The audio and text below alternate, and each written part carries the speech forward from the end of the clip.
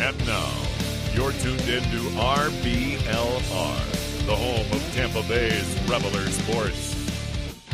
I'll normally say good afternoon, good evening, but I'll let my man here, James Knowles, take it easy.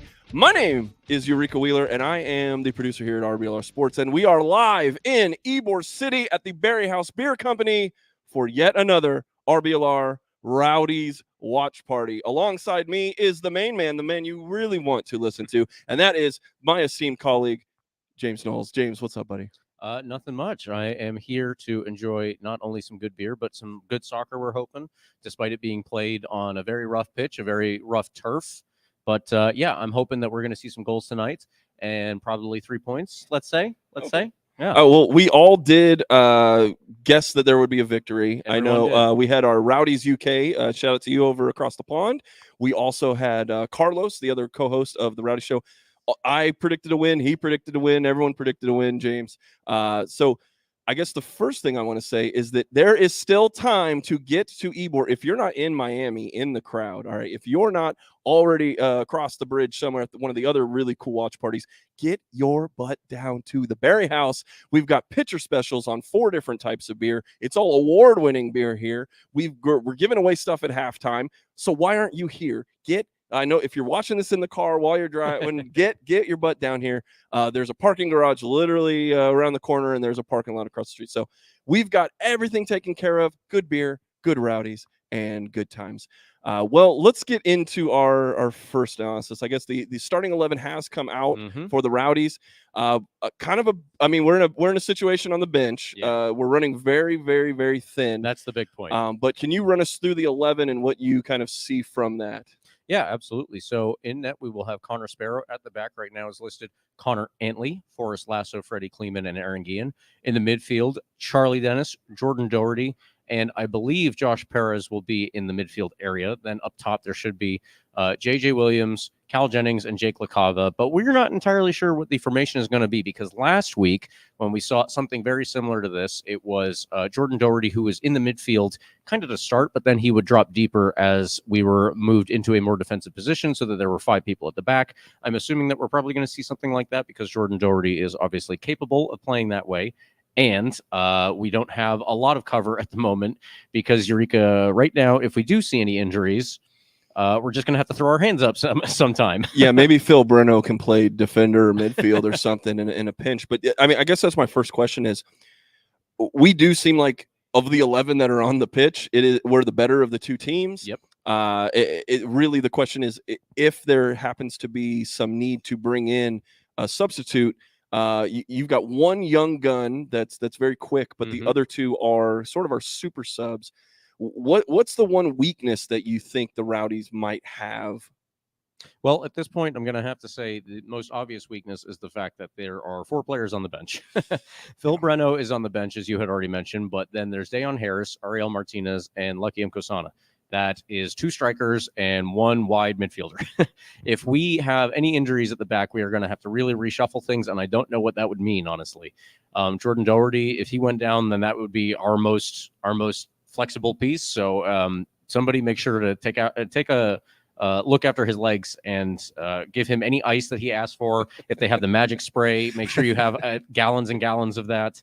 I don't know what else, Eureka. What are the other magical things that we can request? Any spells or anything like that? Yeah, incantations and magic wands. Yeah. I don't know if Nicky Law has those coming up from it, but who knows? He's a new coach, so maybe there's something we haven't seen yet.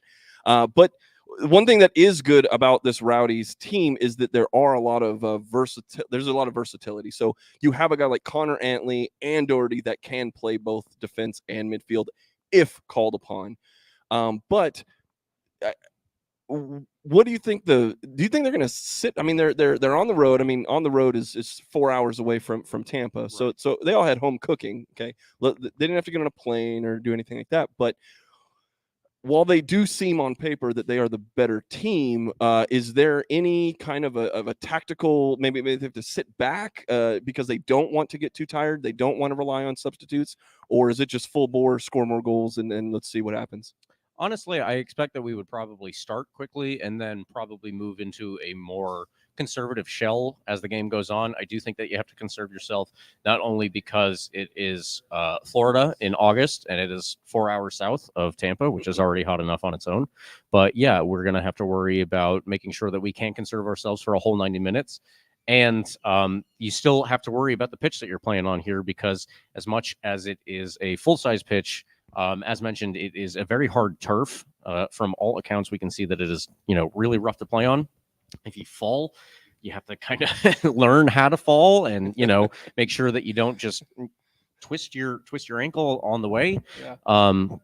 That's just something that's very easy on turf specifically. And I want to, obviously we hope that no player goes down injured, but we've had terrible luck with that.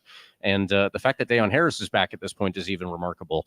Now, there is something else to be said about the bench that we have today, is that we are down a certain player who was on the roster only a couple days ago. Now, Eureka, we don't have a lot of information about this, but we are missing Felix Schroeder, who was just released, I'm assuming by mutual consent, yesterday, Friday. So I don't know what to make of that. Do you have any ideas? Do you have anything to say on that one? I mean, we could have used him today because he might have got some playing time, but all in all, he's in a position where he wasn't getting a lot of he had some injuries right off the bat. He comes in with an injury, so it was kind of snake bit from the beginning. When he came in, he was all right, but not world beating or anything. No, but still looked like it was on good way, early days and moving to in a good position. Yeah. It came out of nowhere that he was just a mutually they've agreed that they will no longer be doing business together. And it comes at a time that if this were simply, you're not playing me, I want more playing time, why didn't this happen weeks ago when all the European clubs, I'm going to assume that he would want to go back to Europe. Yeah, maybe. But he didn't. Now, if he tries to do that, there's no preseason. They're in the thick of things. They're starting. Not late enough that you can't get integrated, but still, a player of his stature, you'd hope that he would have had a full training camp with a new team. Yes. Now we're just sitting here going, I don't know. Was it an injury? Was it some sort of internal story? We know nothing. Yeah, we know nothing, and unfortunately, there hasn't been anything told to us, so we can't do anything else but infer and guess. But I would have liked to have him on the bench today. I thought that this was a game that you could rotate some of these players in. Yeah. So, no offense to Miami FC, but this does look like a game that if you did it, to start a Perez who just came into the team, I think on the flip side of that coin, this is a good game to get integrated with the team, be able to maybe you have a little bit more leeway to try a new thing, experiment a little bit, and even if you fail, no harm, no foul. Exactly. So I wish we had Schroeder. I wish we had a lot of guys. We did see though. Again, no timetable, nothing to tell you that could help us today, but Leo Fernandez and Hilton taking the boot off and getting at least pictures and video of them training. I wonder why the Rowdies haven't gone out, and they went and got Perez and they've gotten a few other players this season to kind of spell some of the depth position, but that we need, but they haven't been aggressive to go get anyone else. So we're hoping maybe we see some of these guys back on the pitch. It would be a godsend for sure. It would be a godsend. I think that it would be obviously very good timing if they came back before the playoffs so that we could try and reintegrate them as the playoffs got going. All of that would be very good. And I think that at this point, honestly, it would just be good for us to have some live bodies on the bench. Felix Schroeder, we've already talked about, but one that you bring up is very interesting here is Josh Perez. He is a player that we just signed, last Friday of last week. And exactly a week ago, I think. He made his debut as a substitute in the last game. So obviously we, needed him pretty early. But now he starts a game, and I think that that's interesting because specifically last season, he was with the Miami FC. So the fact that we have him now, I don't know how much players think about this. I'm sure that they try and take every game professionally, and they try and take it one step at a time, make sure you're focused and dialed in, all those kinds of things. But I'm sure there's something at the back of his mind saying, this team let me go at some point. Right. You want to go and you want to kind of stick it to him a little bit, right? So I'm hopeful that obviously gives him all the motivation he needs. But I'm really interested mostly with Josh Perez and seeing where he plays tonight, because last week he came off the bench as a substitute, and he played in that role, but you don't really get an idea of where a player is most comfortable. Now here, actually, we still might not, because you might just be forced to put a square peg in a round hole at this point because of the fact that we have so few players. Yeah. I really don't know.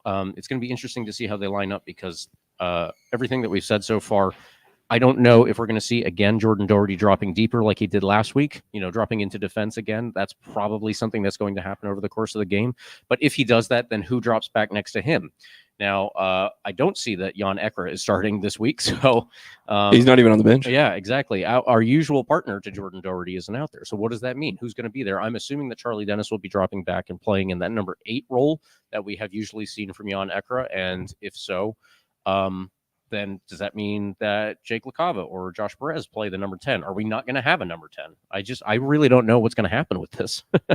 Yeah, I mean, you would think Cal Jennings has been on such a tear, using his speed and agility to be able to get some through balls, be able to stretch that defense out.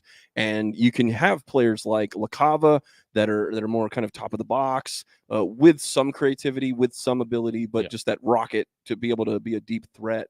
And then J.J. Williams, he's been a menace inside the box. He's been a good pairing with Williams. They finally really unlocked that duo that they've been working on, and it's been because they haven't relied a lot on the cross. In my opinion, it isn't just okay and I think a lot of it is you have Charlie Dennis is such a dynamic player that you don't want him just lobbing crosses from the side of it. I mean, so now you have Williams as possibly a target man, but more that he's gravity in the box, and then you've got Jennings on long balls and LaCava and Dennis that are just creating havoc up the middle of that box. Right.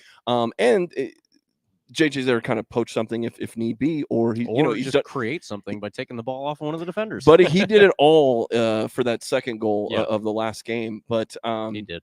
So saying all that to say that you bring in a Perez, where I think, I mean, it's still the jury's out still on how it will fit with this Rowdies team, but there's definitely there's some room that or it might be clogged in the middle, but I don't know how dynamic he is on the wings, or like a Dayon Harris uses his speed to get around the side and then work his way into the middle, or work across, or work a ground ball. But I don't know. How do you see Perez? Like time will tell what Nicky Law does with him, but James Knowles, what would you do with Josh Perez?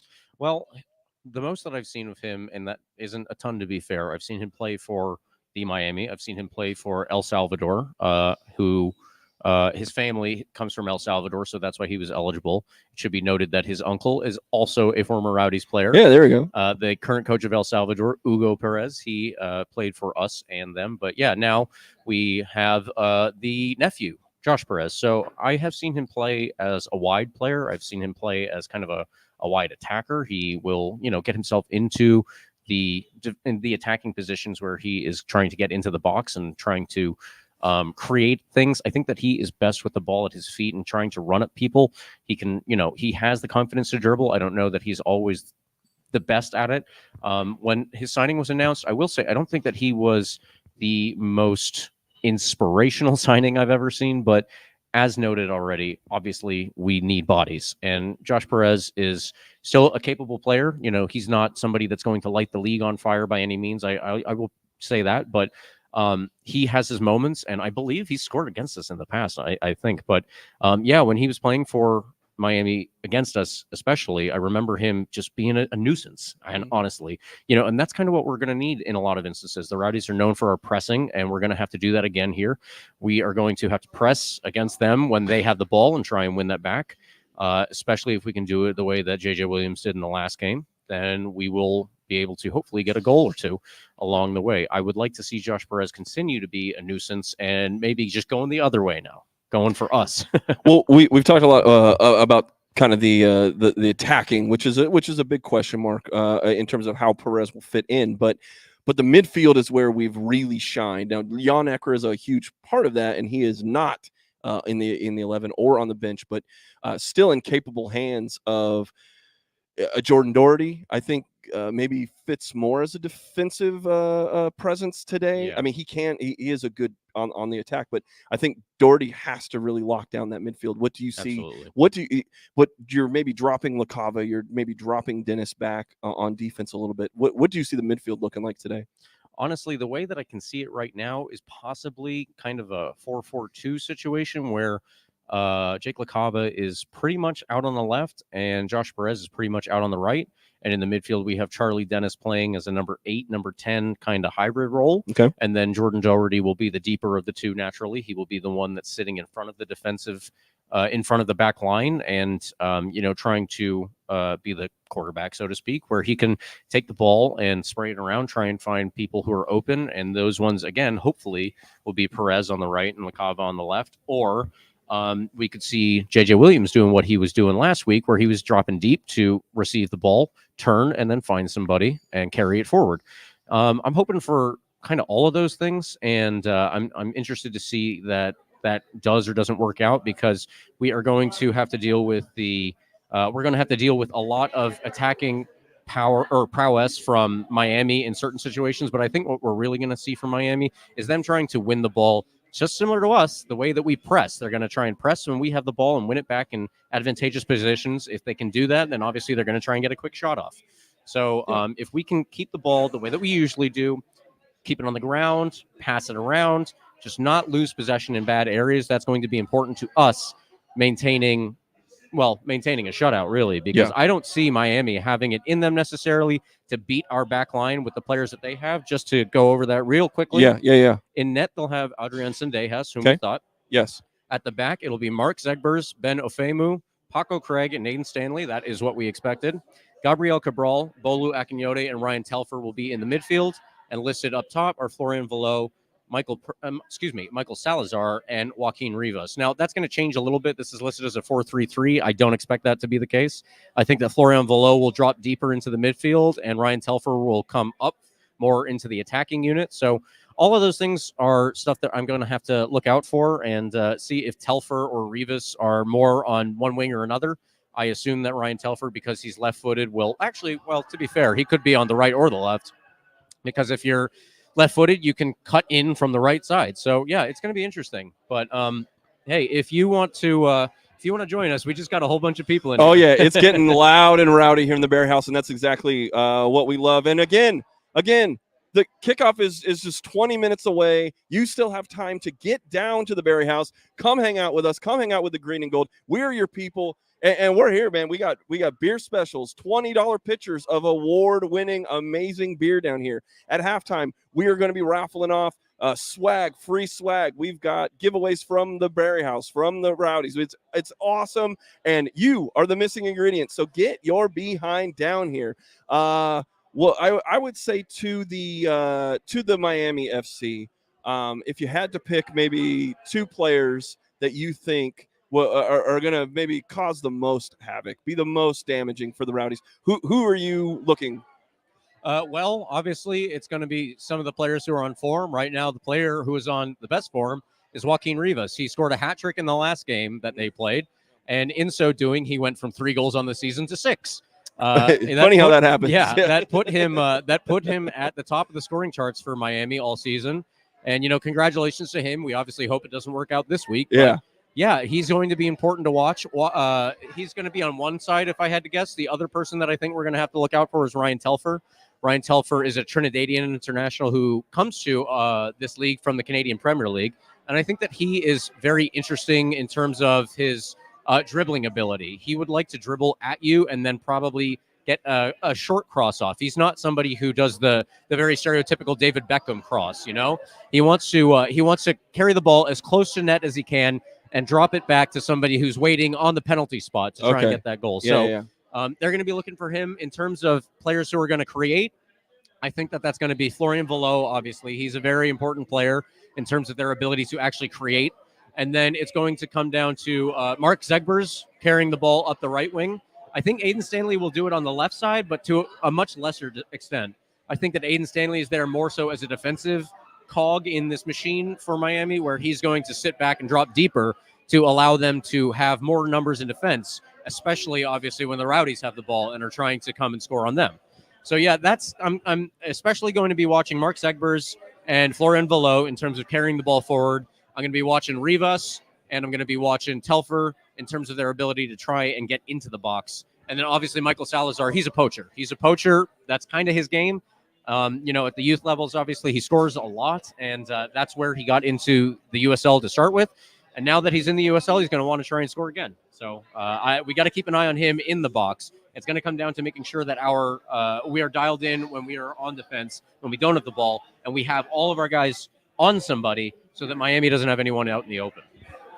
Well, James, I think we've talked a lot about what we don't have on the bench.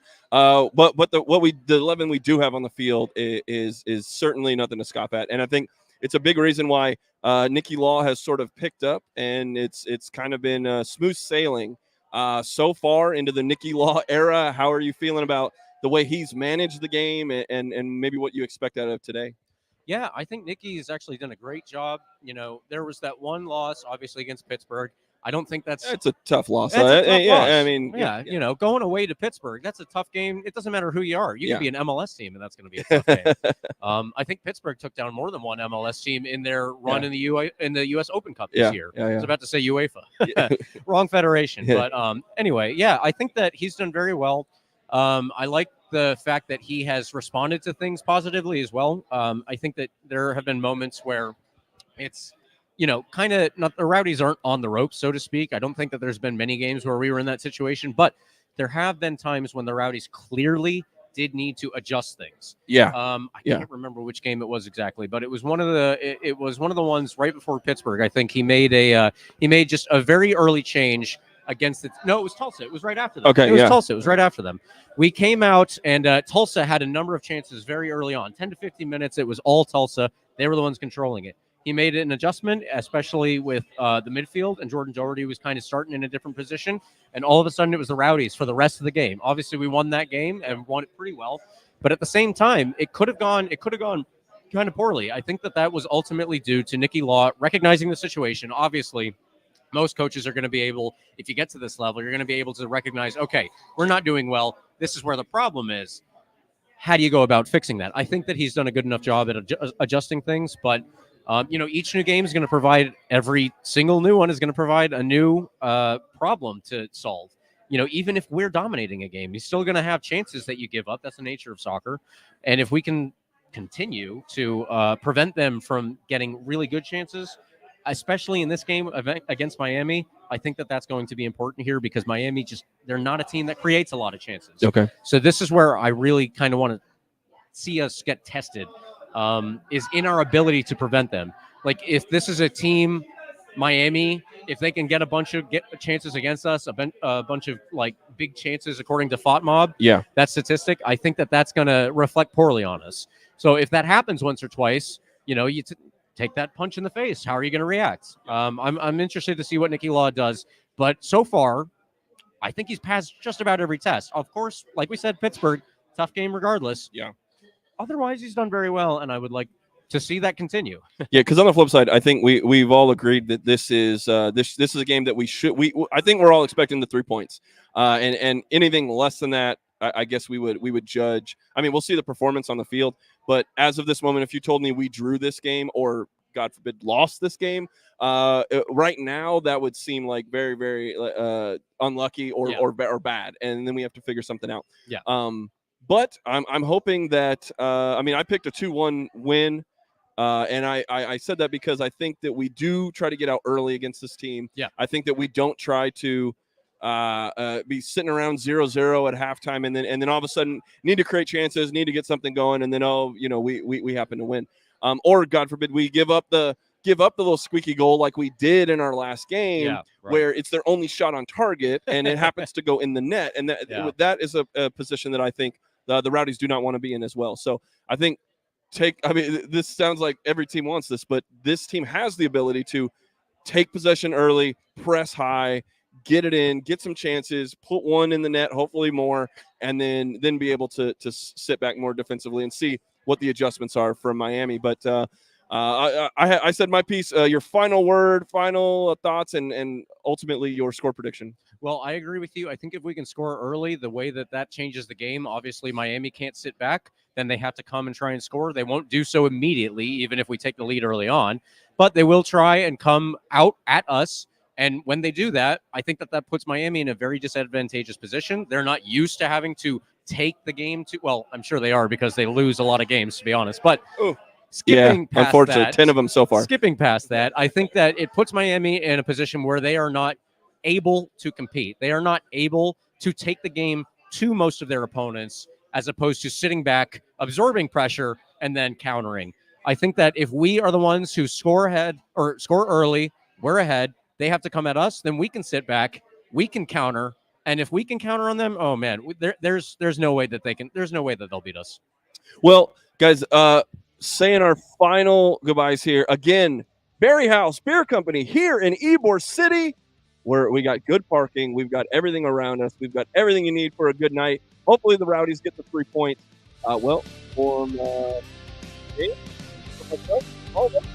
Thank you, and let's go Rowdies. Let's go.